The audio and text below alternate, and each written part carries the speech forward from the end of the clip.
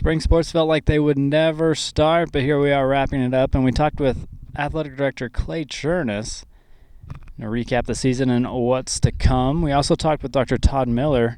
He spotlights his year celebration, see what he had to say about his new journey and how they've grown to provide more services here to the community. We're here with first-round Athletic Director Clay Chournos. And so you get thrown in this, or put in this position, you get thrown in it, right? Yeah. You wanted it, right? Yeah, oh, absolutely, yeah.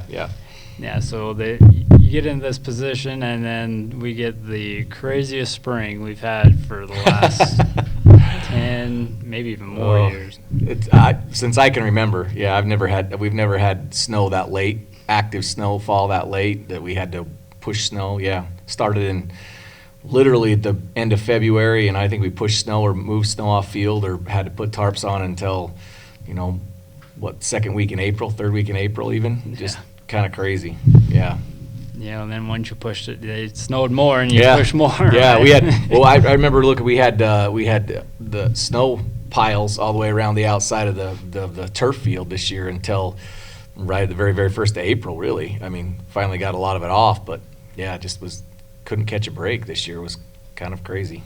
How big of a pain was that, like scheduling wise, coming from the athletic director side of things? We lucked out a little bit on a lot of stuff with the turf. It made things a lot easier.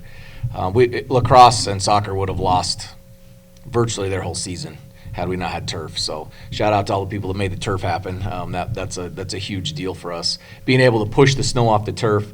Really, I think we rescheduled one, maybe two girls lacrosse games, and we ended up playing one soccer game indoor over to Logan early.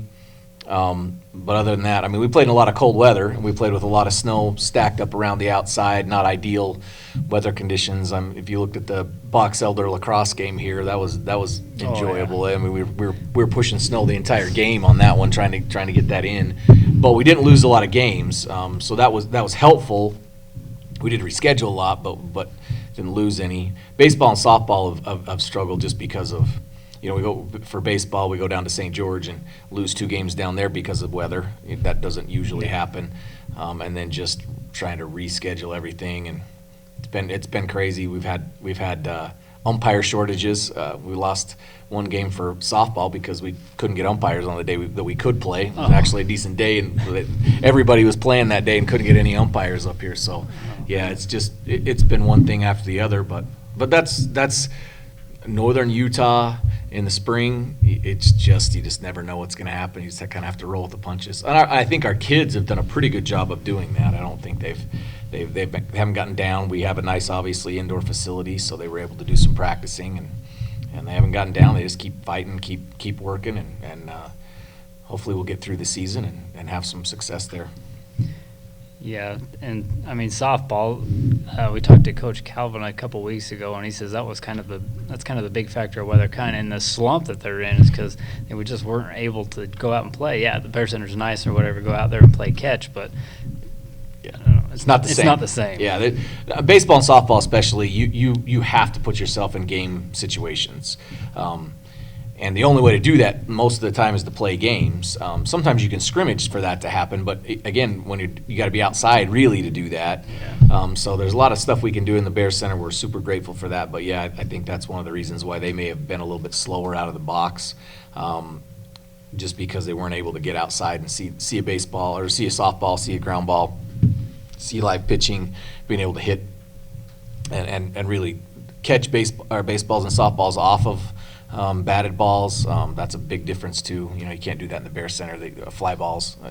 Take a lot of ground balls. We can take a lot of BP, but working on the other stuff is hard. So yeah, I agree. I think that was definitely an obstacle we have to overcome right there. So RPI is going to come out Tuesday, for baseball, softball, and we'll figure out where they land. How you feel pretty good about softball. Yeah, softball's pretty much locked into the 2 spot. There's a really outside chance they could slide to 3. Either way, any of those 3 get a bye. That's just basically where you're going to be ended up in the bracket moving forward. So they've done a good job of doing that. Looks like baseball will most likely end up in the 8 spot. There could be some movement there, but when we looked at it right before they shut it off, it seemed like that was pretty much going to be there. But we could slide to the 9 spot, or we actually could bump up to the 7 spot. It just kind of depends on us our wins and then some wins or losses by teams like Green Canyon or Pineview or Hurricane. So yeah, it looks like it's probably going to be us hosting in the 8 spot, hosting the 9 seed. If worst case scenario, we might slide to the 9 seed, which then means we travel to Pineview most likely, or Hurricane. So yeah, hopefully we'll get the host.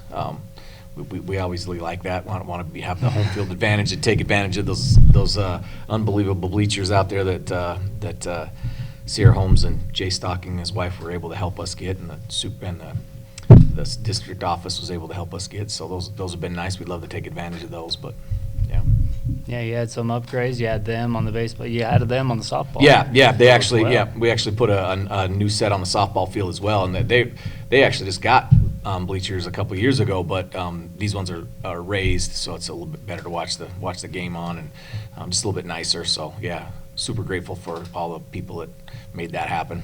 Maybe in a nutshell, just say about how your fall sports, your spring or winter sports, how they all finished up. And yeah, this year's we've been up and down with different things. We've had some really good success, and we've had some things that didn't go our way. The one thing that I can say about our programs right now is overall, I think our programs are working very hard. Our kids are working really hard, and I think we're going to see some things pay off. Obviously, a first-year coach and Coach Waite that I think he's putting some things together that are going to pay off in the short run and the long run, with some stuff in the fall. Our cross-country team, our boys team, won the region, which was, I know, was a surprise for everybody else in the region, but I don't think it was a surprise for us. I think our coaches and our kids knew what we had going in there, and we knew we had to run well at the region meet, and they ran really, really well, so we got a region title out of that.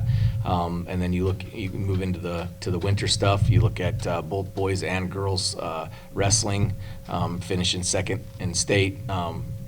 Just did some phenomenal things there. Our swim team had some really good swims, and they actually did some good things in the state swim meet. Had quite a few people podium out of that.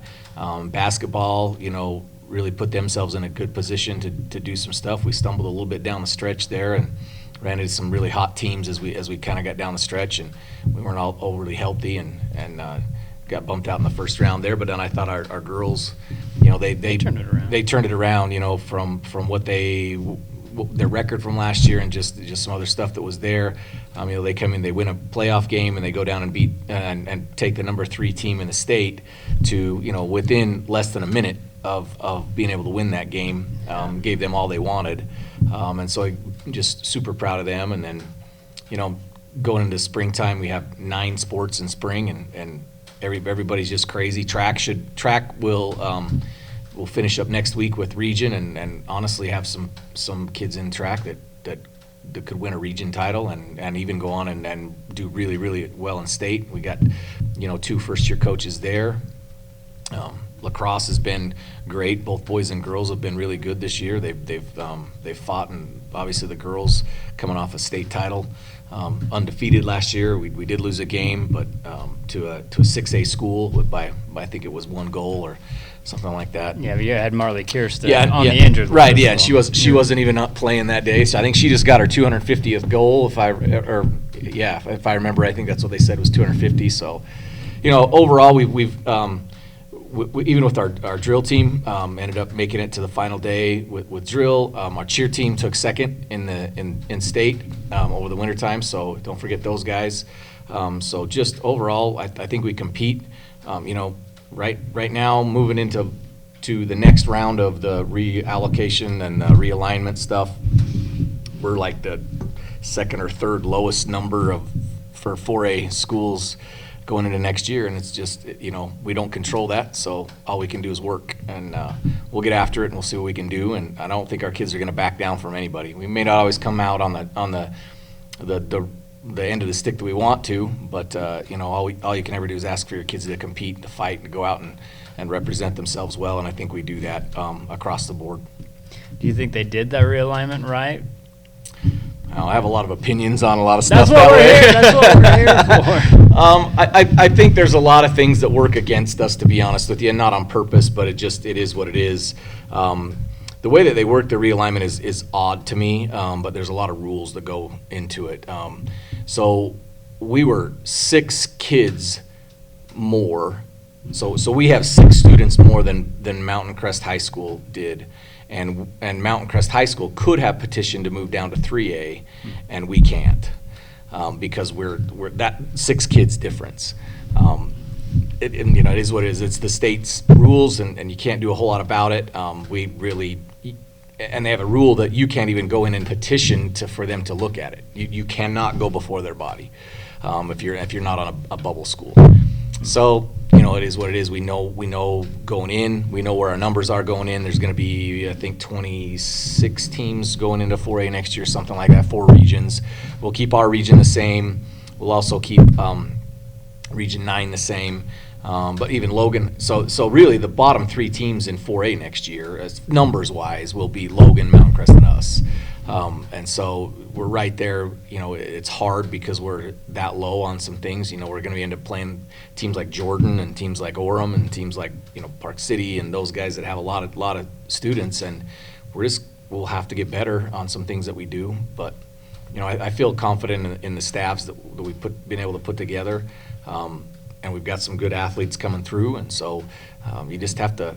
You have to look at it and say, what can I control? I can control what we do to prepare. I can control what we do to be ready. I can control my attitude and my effort. I can't control what everybody else does. So we'll put the best thing that we can out on the field, court, or mat, and we'll let the chips fall from there, and we'll just go out and see what we can do.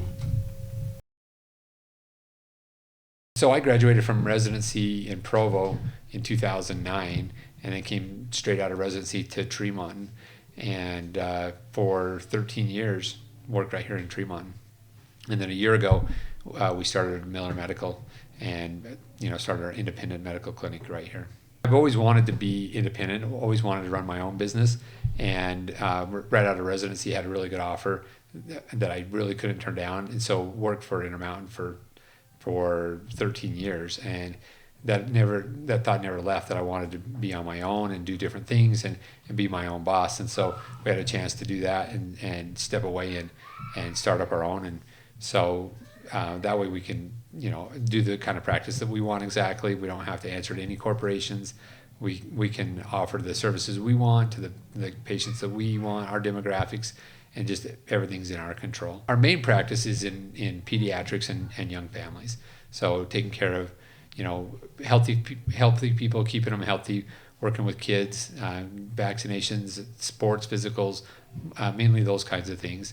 We do a lot of also young adult care, keeping people healthy, keeping them in healthy weights, and so they don't have to get on a lot of medications. But then as people do, though, we treat regular chronic diseases, diabetes, hypertension, obesity. We treat all those kinds of things.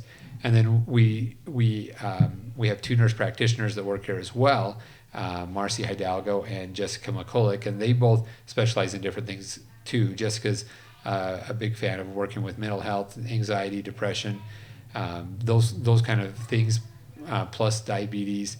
And both Marcy and Jessica do infusions for us, so IV infusions for migraine headaches or for energy or immune support.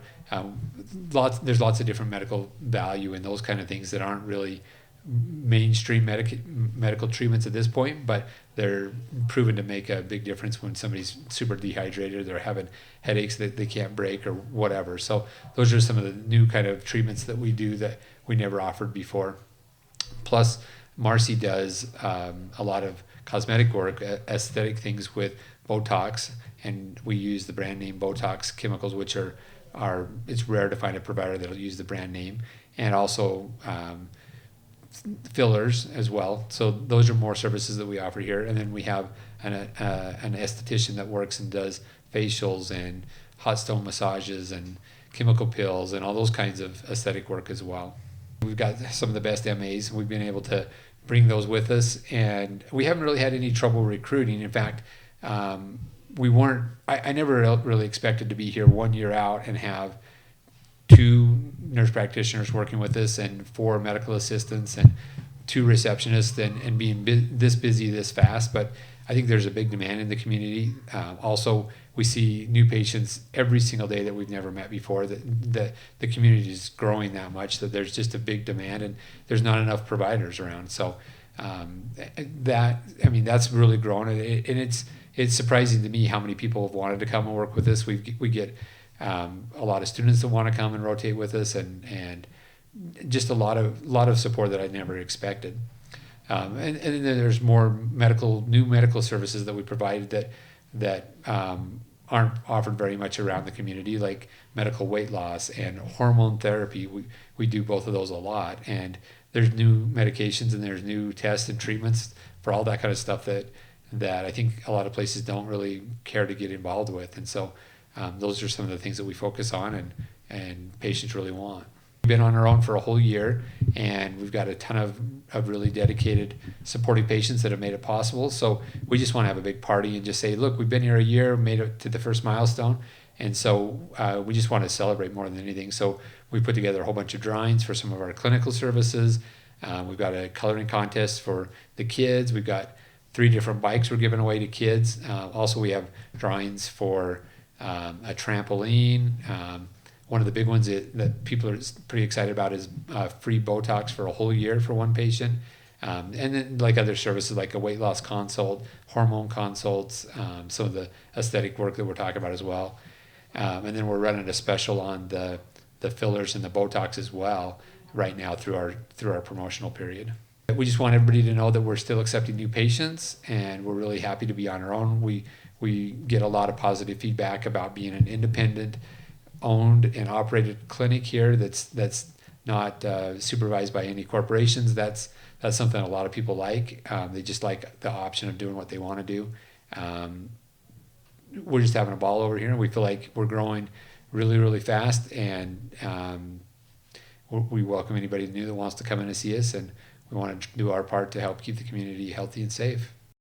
The RPI for baseball and softball will be released tomorrow, so go check it out there. Lady Bears should have the first round bye, but we'll see wherever baseball lands and get them coverage here if they host in the first round. And that's all thanks to KSLSports.com.